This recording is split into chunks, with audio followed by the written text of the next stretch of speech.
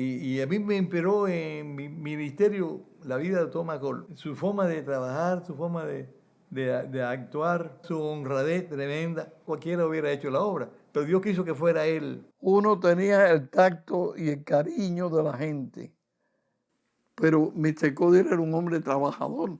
Él salía el lunes al campo misionero y regresaba el viernes.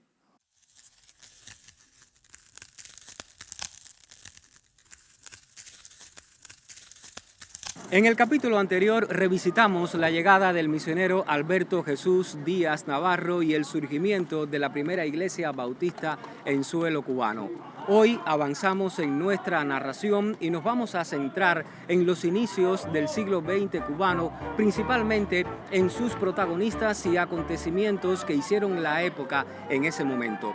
Una época en la que a partir de 1902 y hasta 1947, estudiosos e historiadores la mencionan como la época de la Gran Comisión o de la base y estructura, como reconoce el doctor Leoncio Veguilla en su obra Más de 100 años de obra bautista en Cuba Occidental. Algunos datos, algunos registros de la época nos dan cuenta de elementos importantes que queremos mencionar con nuestros televidentes. Por ejemplo, se funda la Convención Bautista de Cuba Occidental, se crea el primer seminario bautista en nuestro país. También se incluye el alumbrado eléctrico en el año 1908 en la iglesia del Calvario, que había sido adquirida hacía pocos años, y también se crea el primer coro, se dice que en el año 1907. Con todos estos acontecimientos se comienza el siglo XX en Cuba, marcado también por derroteros importantes para los bautistas cubanos. Este segundo capítulo vamos a iniciarlo desde la ciudad de Matanzas. Es un gusto para nuestro equipo. Nos encontramos en una provincia que en la actualidad consta de 32 iglesias bautistas y que ha sido cuna de importantes siervos, hombres y mujeres fieles al Evangelio de Jesucristo. Por ejemplo, desde esta provincia, a fines de la década de 1920, el hermano Miguel Ángel del Real y Rivera fue el instrumento escogido por el Señor para llevar el Evangelio de Jesucristo hasta el país suramericano de Colombia. Se cuenta que desde allí escribió y solicitó ayuda a los bautistas cubanos que de inmediato brindaron esta colaboración y siguieron aportando también su experiencia, su dedicación en esta labor de evangelismo que ya se había iniciado. En esta época hay algunos siervos que se mantienen. Es el caso de José Victoriano Cova y también de Gaspar de Cárdenas, el fundador del primer hogar bautista, que va a mantener una historia importante en esta segunda etapa.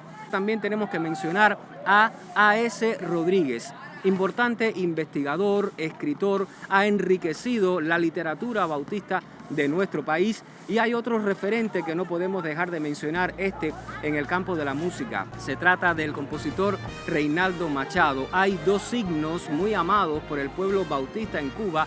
Se trata de Cuba para Cristo y Alalid, este último que es el himno de la Convención Bautista de Cuba Occidental.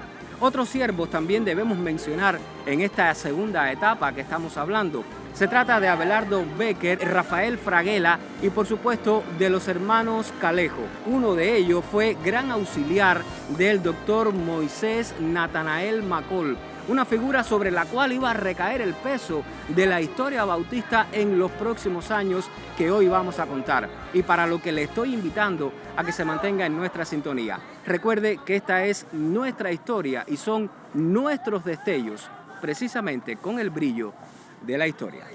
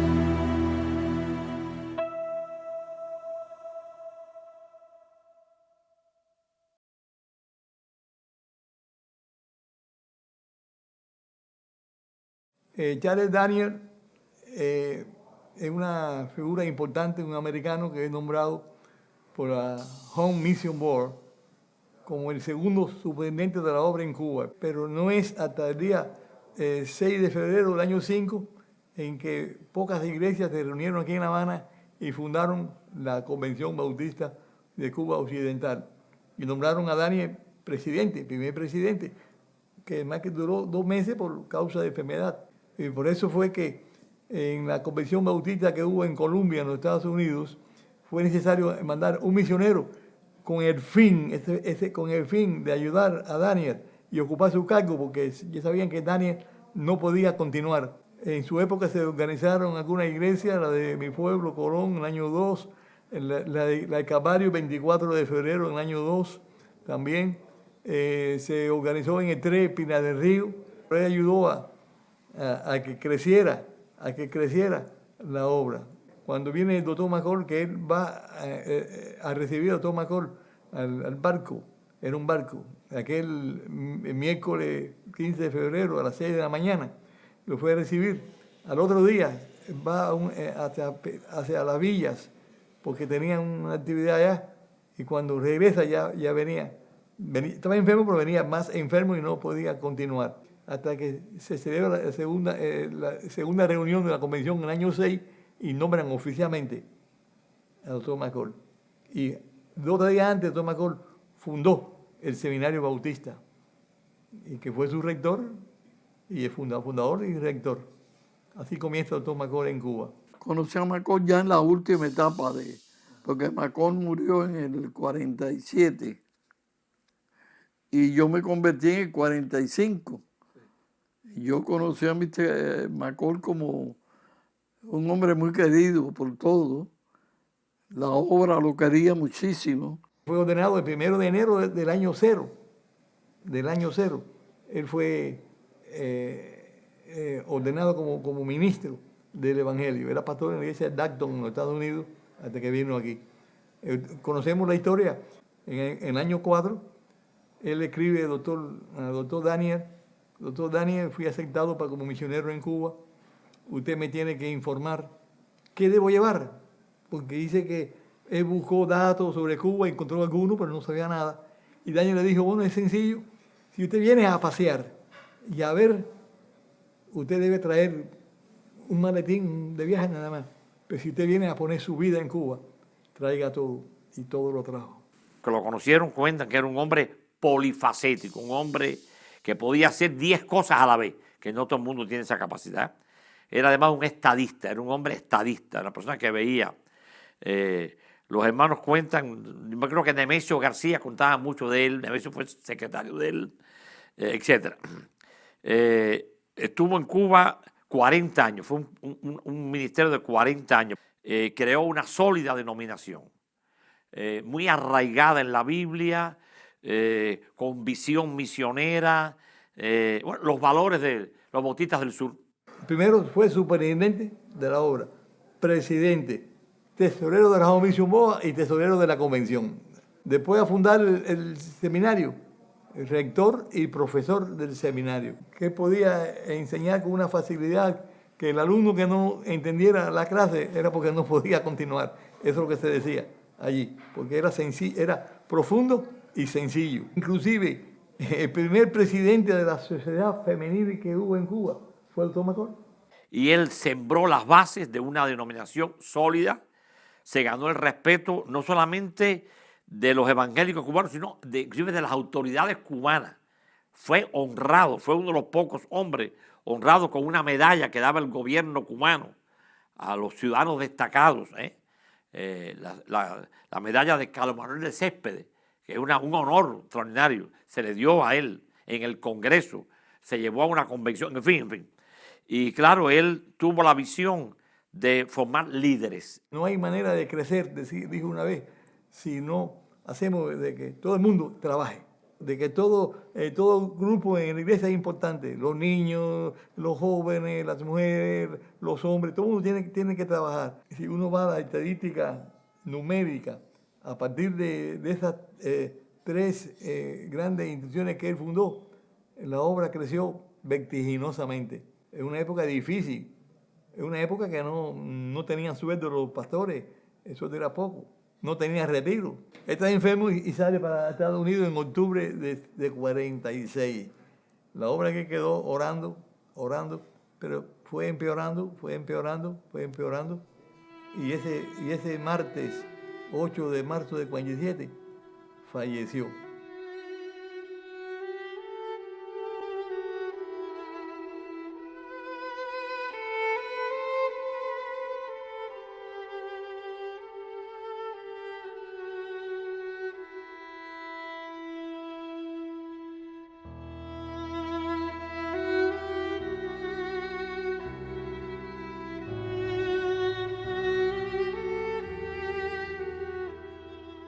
Cuando McCall muere, hicieron falta 10 hombres para llenar los 10 cargos que él tenía. El doctor Caudill tomó en sus manos una denominación que ya estaba formada, la continuó. El éxito de Caudill fue que Caudill no hizo cambio, mantuvo.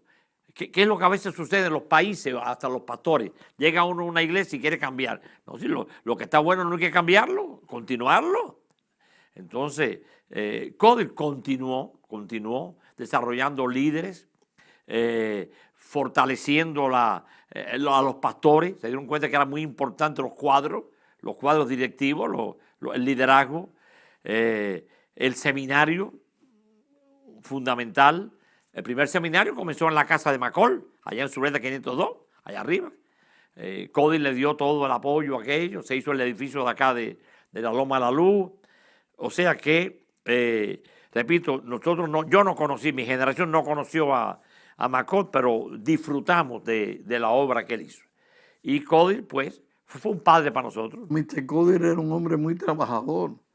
Eso había que admirar. Uno tenía el tacto y el cariño de la gente, pero Mr. Caudill era un hombre trabajador. Él salía el lunes al campo misionero y regresaba el viernes. Él iba mucho a las villas y a Matanzas y a Pinar del Río. Siempre estaba, su carro iba lleno de cosas. Era un hombre admirable. No era el hombre que tenía el tacto y el cariño de Mr. McCall, pero era trabajador, era un hombre muy trabajador. Yo me acuerdo del campamento. Cuando empezó el campamento, Mr. Caudill, él se hacía cargo, por ejemplo, del agua que hacía falta para mezclar el cemento y demás. Y Mr. Caudill se pasaba el día entero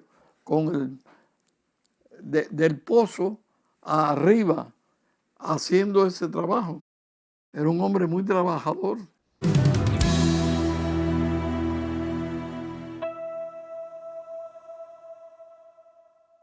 El capítulo 31 de Proverbios habla de la mujer virtuosa, de la mujer que hace el bien, que teme a Jehová y que es digna de alabanza, e incluso de muchas mujeres que hicieron el bien. En este momento nuestra serie quiere mencionar precisamente a esas heroínas de la fe y de la obra bautista en Cuba, mujeres de corazón fiel que fueron instrumento del Señor para extender su obra dentro del pueblo cubano.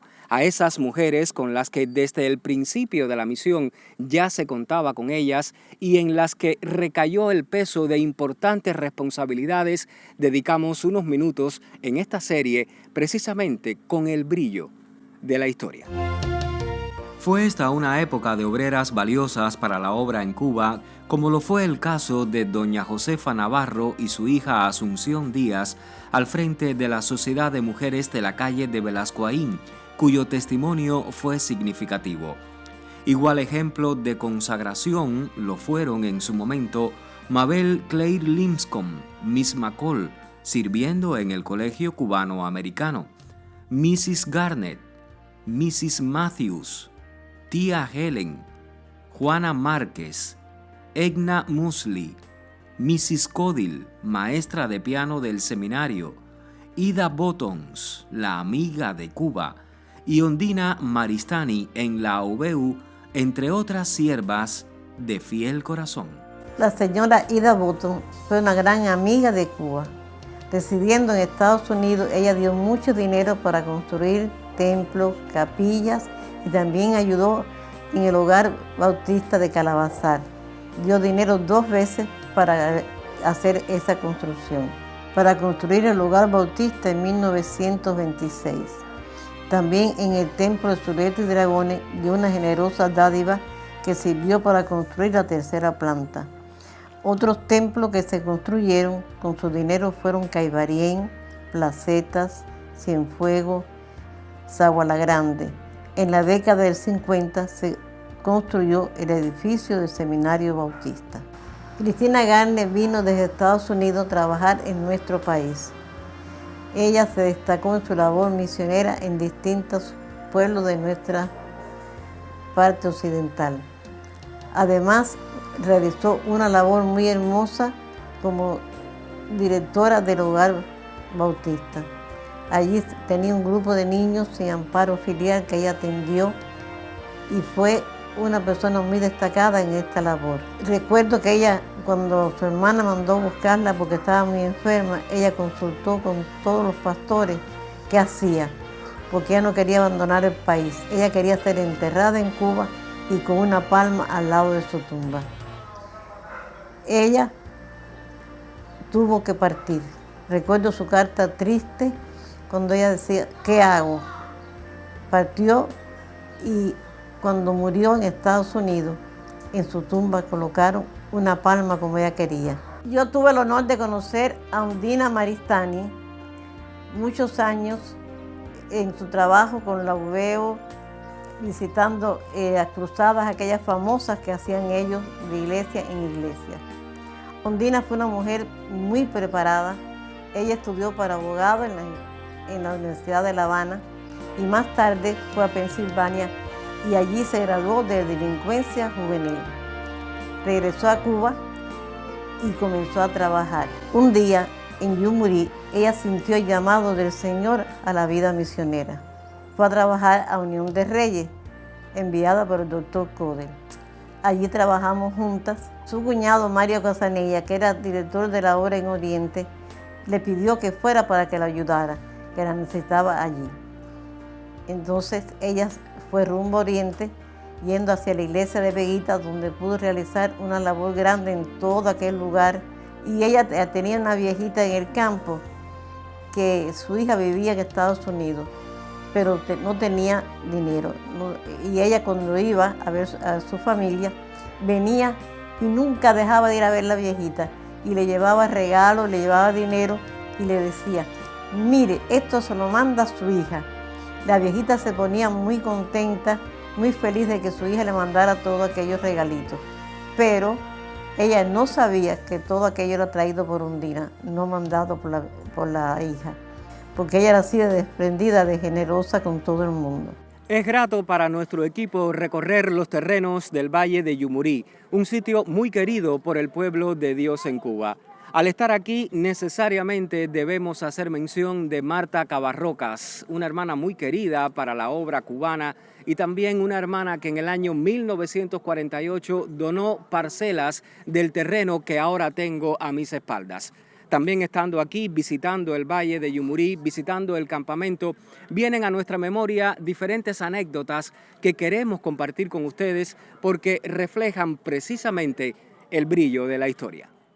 Marta Cabarroca, la doctora de aquí, de los dueños de todo esto, porque vivíamos por allá arriba, por las tumbas aquellas, cuando éramos niños, pero ella nos iba a visitar. Éramos 9 hermanos, y todos, gracias a Dios, conocimos el Evangelio, conocimos a Cristo, y ella era una cristiana que daba todo lo que tenía, no solo palabras, sino también el dinero y todo para los niños, ella era todo esto era de ella. La hermana Marta Cabarroca nació en el año 1902 y se bautizó a los 9 años de edad. Su mamá, Mercedes Méndez, fue la primera mujer bautizada en la obra bautista en Matanzas. Los datos que me dio el doctor Pastor Samuel Hernández, mi primo, Me dicen que la doctora Marta Cabarroca fue pianista de la Iglesia Bautista del Calvario en los tiempos y miembro en que el doctor McCall era pastor del Calvario. Y ella se graduó aquí en La Habana de doctora en farmacia. No pudo avanzar en el negocio de la farmacia porque era muy bondadosa y le regalaba los medicamentos a las personas que lo necesitaban. Entonces su padre le dio un terreno grande, tierras allí en el Valle de Yumurí. Mi abuela trabajaba en la casa de Marta porque ellos eran una familia adinerada y se conocen mis abuelos, se casan y entonces ella les habla para venir los tres aquí a la finca que era de ellos, de su familia. Mi abuela siempre era la encargada de la cocina, de cocinarle para las personas que ella tenía dándole clase. Y algo importante en la vida de Marta Cabarroca, que Dios le dio la visión de crear una escuela y un seminario para entrenar a los líderes y los campesinos allí. Sobre todo tenía una visión evangelística muy grande y ella con el pastor Francisco Rodríguez Orue pues enviaban parejas de jóvenes misioneros a abrir la obra desde Canací a toda esa parte ahí hasta Bacunayagua, y tenía misiones la iglesia bautista de Yumurí. Se distribuían y salían a predicar. Hasta la costa, iban a la costa, iban por aquí también lejísimos a caballo. Marta Cabarroca sí predicaba el evangelio a todo el mundo y a nosotros. No nos podía saber que nosotros estábamos faltando una ropa o una comida, lo que se ponía. Ella andaba a caballo siempre, pero eso era maravilloso para nosotros. Ella fue otra madre. La dueña de todo esto fue otra madre para nosotros. No, Marta y Castro eran los... Figúrese, ellos iban por mi casa casi todos los días. Miguel Ángel Castro y mi abuela Palmira García. Ellos vinieron con ellos de Matanza a ayudarla. Sí, y él era su brazo derecho, era como un administrador. Ella en su caballo, siempre a caballo, revisando todas las casas y dando su dinerito al que no tenía, dando su dinero al que no tenía. Le dio oportunidad a todos los campesinos, a todos, de poder trabajar.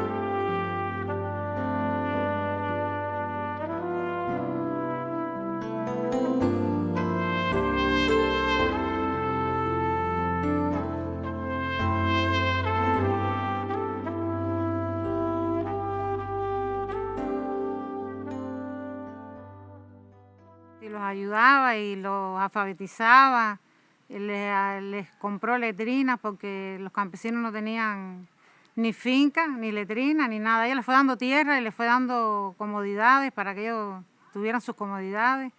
Les retrataba a los niños porque cuando aquello nadie tenía cámara, ella tenía una cámara y les retrataba a los hijos. Su dinero era para el pueblo, para toda persona. Ella no tenía nada para ella. Así mismo nos enseñó. La idea de ella era hacer un seminario. Y entonces empezó con los preparativos del lugar, de buscar el lugar ideal. No, eso fue una maravilla. Eso fue un milagro de Dios dado por ella. Porque ella era una mujer muy rica. Sí, tenía piano y hacían escuelas bíblicas y jugaban kicking-ball, pelota, y así iban atrayendo a las personas. Y ella me dijo, ¿y qué tú vas a estudiar? Dije yo, ¿qué usted quiere, Marta, que yo estudie? Bueno, tú tienes muy buena cabeza, me dijo ella. ¿A ti te gusta tal cosa? Dice, hasta que me dio con que me gustaba ser maestra. Y eso fue lo que yo escogí. Y mi hermana Juanita, la más chiquita igual, era maestra. Todos fuimos maestros, todos. Como le digo, ella era una persona excepcional.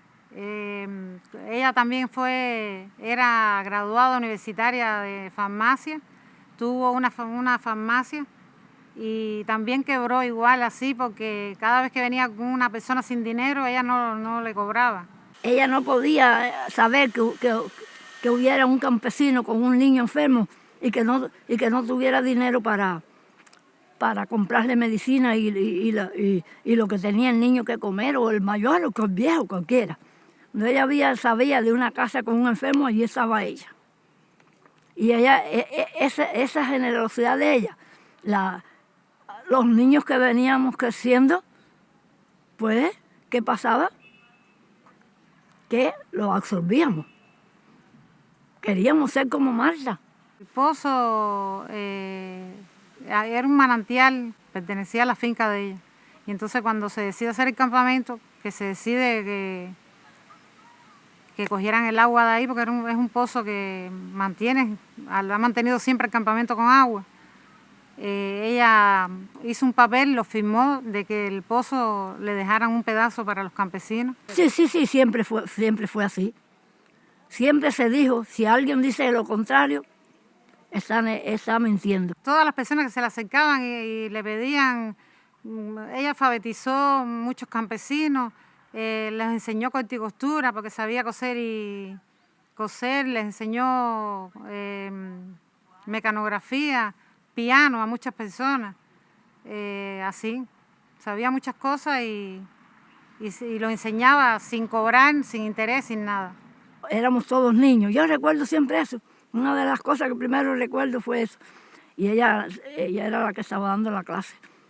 Dice, Dulce María, ¿y tú qué harías si fueras muy grande? Hacer lo que usted está diciendo. Yo voy a hacer como usted. Yo voy a hacer como usted. Yo voy a hacer mucho. Yo no quiero nada para mí. Yo quiero para los niños, para los pobres, para los ancianos. Y entonces, yo siempre recuerdo que ella vino y me tocó y me dio un beso. Y un beso así. Y yo también a ella.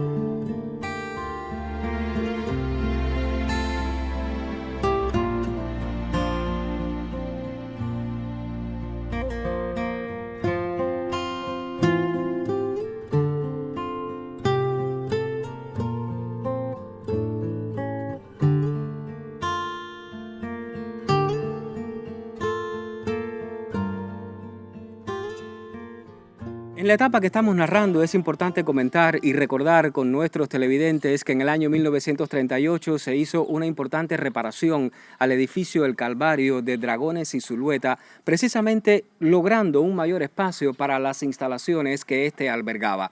Posteriormente, en el año 1950, se instalan lámparas fluorescentes y una turbina de aire. Pero también en esos años de la década de 1950, a instancias de Herbert Codil, hay importantes modificaciones y construcciones de templo en diferentes partes del territorio convencional. Podemos mencionar, baste solo señalar, los de Colón, los de Yaguajay y Potrerillo. Pero también la obra se extiende y hay 4 importantes edificaciones que tributan a la labor del pueblo bautista en Cuba. Ejemplo de ello fue el Seminario de La Habana, que había salido justamente del edificio de Dragones y Zulueta y se había emplazado definitivamente en la Loma de Chaple, en Santo Suárez, en Ciudad de La Habana. También debemos mencionar el edificio de la UBU, que jugó un papel muy importante para los estudiantes de ese momento en su sede del Vedado. Igual tenemos que hablar de la Clínica Bautista y del Hogar Bautista en su sede del Cotorro. Fueron importantes edificaciones que tributaron para el brillo de la obra de Dios en ese momento. Terminamos este recorrido casi a fines de la década de los años 50, cuando se contabilizaban 85 templos bautistas en todo el territorio convencional y una membresía de 9.145 hermanos de diferentes profesiones y oficios. Otro logro a destacar a fines de la década de los años 50 fue el programa de evangelismo de la Convención, fruto de una labor que desde el año 1927 había estado desarrollando otro de los grandes bautistas cubanos, Agustín López Muñoz. Ante todo este panorama, la denominación bautista en Cuba se aproximaba a una etapa importante, una etapa de cambios en lo político, en lo económico, en lo social y también en lo cultural. Sobre ello, le propongo reencontrarnos en nuestro próximo capítulo para seguir contando la historia y sus destellos, pero por supuesto con el brillo de la historia. Dios les bendiga.